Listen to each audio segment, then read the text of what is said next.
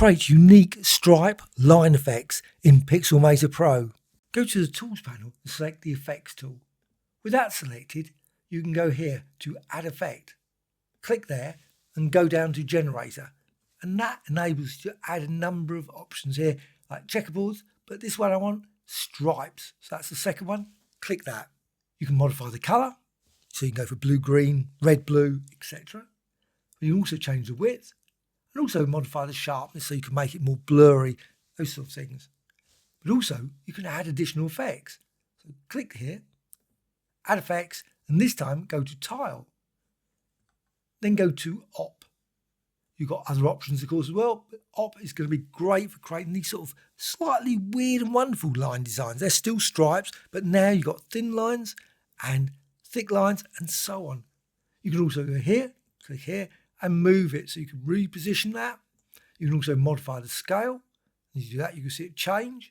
Also, you can change the width, and that will change as well. And you can create millions of combinations, because what you can also do is click Add Effect here. So Add Effect, and this time go again to Op. You could, of course, use one of the other ones as well, or you can simply just duplicate the existing Op effect as well. So Op, and you've got another one, and then you can modify that, and this can be independent, of course, of the other one. So you can change the scale, change the width. You can also click here and drag and change it again. Modify that to get that. And at any point you decide, this is a great effect, I want to save it, you can go up here and click this plus. I've got a category or collection already called Op Art, and you can add one by going here, these three dots. So just click here, and you've got an option here for a new collection, also as well as adding the preset to this. But I've already got it, so I'm just going to click plus. And you can see now I've got that saved and stored for future use. And of course I can continue to modify it, so I can change this, change the width.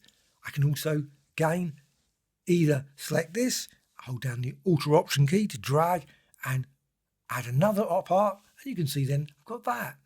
And I can modify the scale, the width, as well as changing the angle to create all kinds of weird and wonderful brick fill. You could add another category for brick fills or whatever you want to call this checkerboard effect. But you can also add effects layers to this. So if you want to add an effect layer, go up here to plus. And with that, you can now apply exactly the same op art effects to this. And let's just go and do that. So add effect, again here, op art, and now you get this effect. And you can tweak this independently. And you can see as you do that, all kinds of unique width designs, checkerboard designs, line designs can be created. And also you can modify the angle to create all kinds of very unusual, intense op art effects by doing that.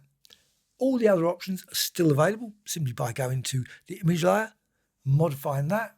You can still tweak that, and you can see then you get different designs that way as well to create kinds of effects like that.